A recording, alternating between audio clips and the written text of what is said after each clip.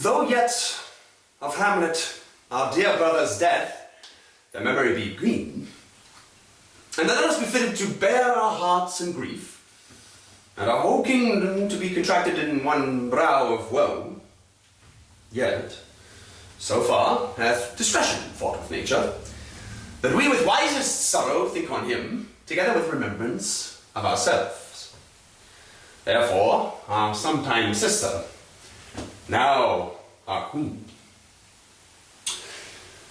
The imperial jointress of us warlike state have we, as 'twere, with a defeated joy, with one auspicious and one drooping eye, with mirth and funeral and with dirge in marriage, in equal scale weighing delight and dole, taken to wife.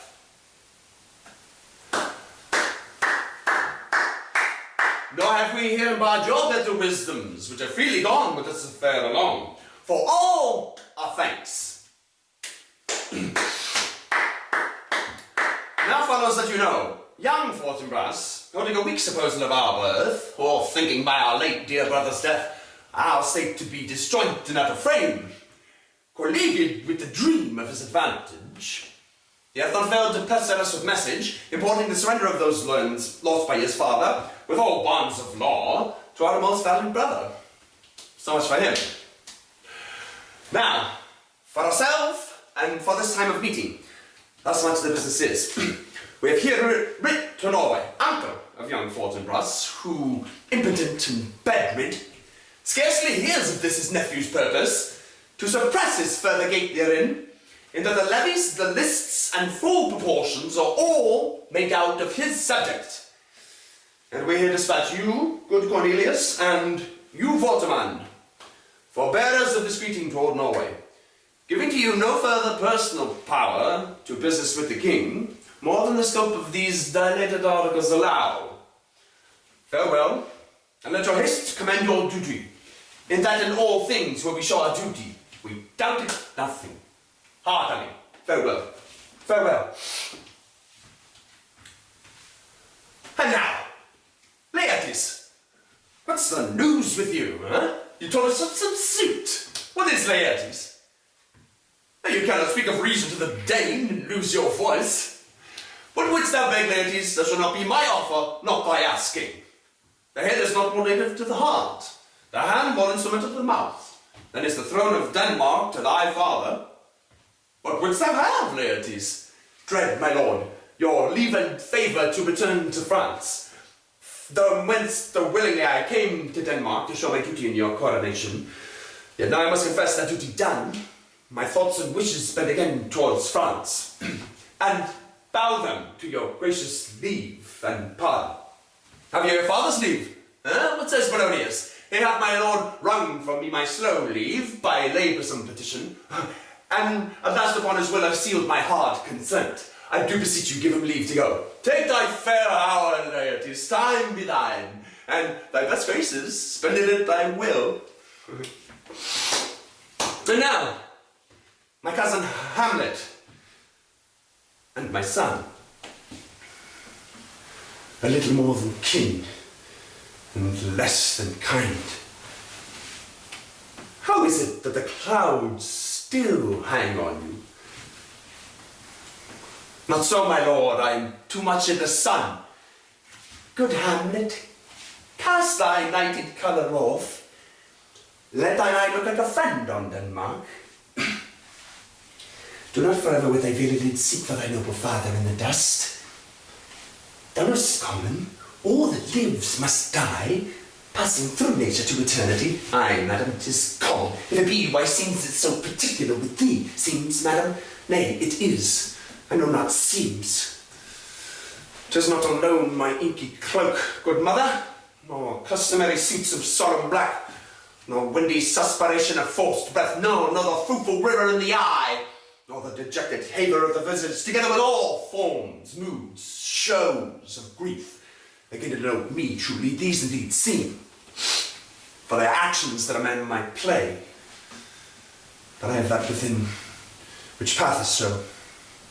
These but the trappings and the suits of woe. 'Tis sweet and commendable in your nature, Hamlet, to give these mourning duties to your father. But you must know your father lost a father. That father lost his. And the survivor bound in filial obligation for some time to do obsequious sorrow, but to persever in obstinate condolement is a course of impious stubbornness. 'Tis unmanly grief. It shows a will most incorrect to heaven, a heart unfortified, a mind impatient, an understanding simple and unschooled for what we know must be, and this is common as the most vulgar thing to sense. Why should we, in our peevish opposition, take it to heart? Fie, 'tis a fault of heaven, a fault against the dead, a fault of nature, to reason most absurd, whose common theme is death of fathers, and who still have cried from the first court till he that died today, this must be so. We pray you throw to earth this unprevailing woe, and think of us as of a father. For let the world take note, you are the most immediate to our throne. And with no less nobility of love than that which dearest father bears his son, do I impart towards you. For your intent in going back to school in Wittenberg, it is most retrograde to our desire, and we beseech you, bend you, to remain here in the cheer and comfort of our eye, our chiefest courtier, cousin, and our son. Let not thy mother lose her prayers, Hamlet. I pray thee, stay with us. Go not to Wittenberg. I shall in all my best obey you, madam. Why, 'tis a loving and a fair reply. Be as ourself in Denmark. Madam, come. This gentle and unforced accord of Hamlet's smiling to my heart, in grace whereof no jocund help that Denmark drinks today, but the great cannon of the cloud shall tilt, and the kings roused, the heavens shall brood again, re-speaking earthly thunder. Come away!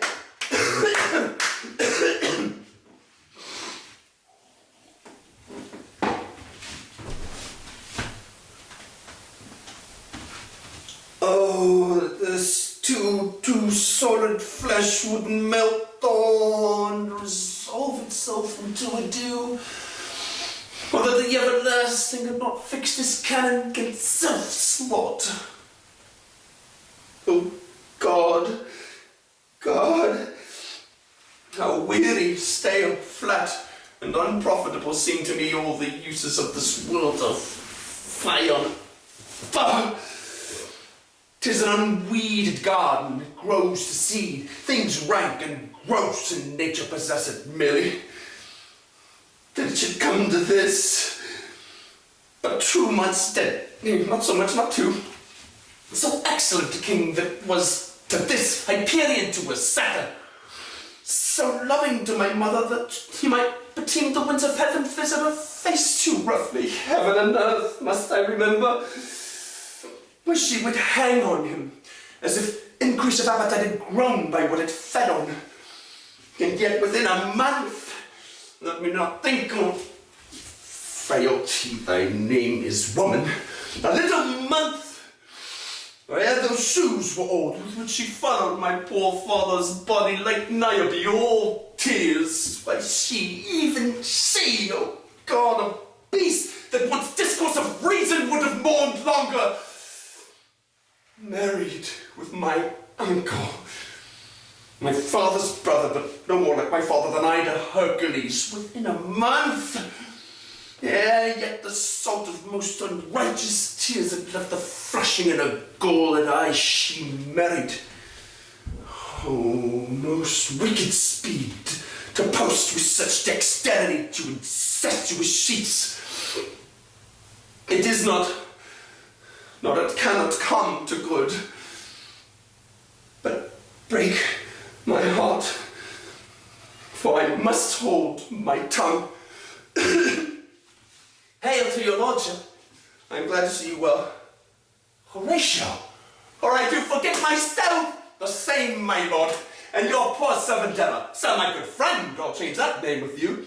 Look what make you from Wittenberg, Horatio. Marcellus, my good lord. I'm very glad to see you. Bernardo, my lord. But what in faith make you from Wittenberg? A truant disposition, good my lord. I would not have your enemy say so, nor shall you do my violence to make a trust of your own report against yourself. I know you are no truant. But what is your fair Nelson, lord? We'll teach you to drink deep ere you depart.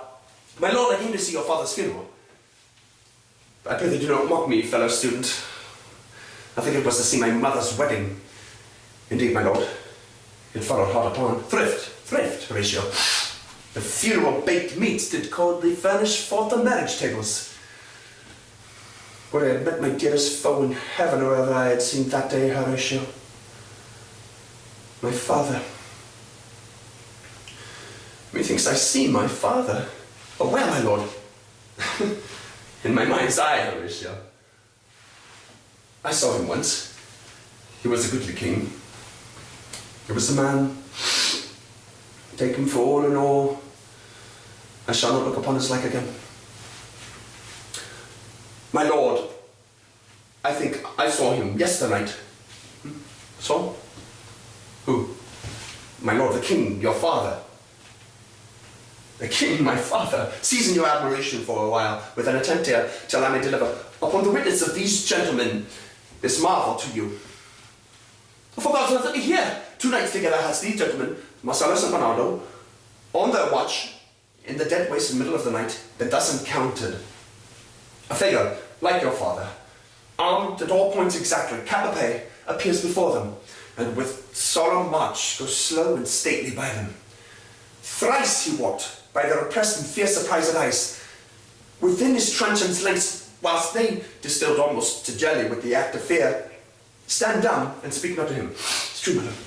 This to me in dreadful secrecy and part they did, and I with them the 3rd night kept the watch, where, as they had delivered, both in time, form of the thing, each word made true and good, the apparition comes. I knew your father. These hands are not more like. But where was this, my lord, upon the platform where we watched? But did you not speak to it, my lord? I did. But answer made it none. Yet once, methought, it lifted up its head, and it addressed itself to motion, like as it would speak. But even then the morning cock crew loud, and at the sound it shrunk in haste away, and vanished from our sight. 'Tis very strange. As I do live my honoured lord, 'tis true. And we did think it redounded on our duty to let you know of it. Indeed, sirs, but this troubles me. Hold you to watch the night? We do, my lord. Armed, say you? Armed, my lord. From top to toe, my lord, from head to foot. But then saw you not his face. Oh, this one, who was before up. Whether it be foundingly, a countenance more in sorrow than in anger. Pale or red, nay, very pale. And fixed his eyes upon you, most constantly. And would I had been there, it would have much amazed you. Very like. Stayed it long, well, one with what moderate taste might tell 100 longer, dog when I saw it. His beard was grizzled, no? It was as I have seen it in his life, a sable silver. I will watch tonight. Perchance will walk again, I warrant you it will. If it assume my noble father's person, I'll speak to it, though hell itself should gape and bid me hold my peace. I pray you all, if you have hitherto concealed this sight, let it be tenable silent still, and whatsoever else shall have tonight, give an understanding, but no tongue. I will requite your love. So fare you well, upon the platform twixt 11 and 12, I'll visit you. Our duty to your honor, your love, as mine to you. Farewell. My father's spirit in arms. All is not well. When doubts and foul play, would the night would come, till then sit still my soul. Foul deeds will rise, though all the earth o'erwhelm them to men's eyes.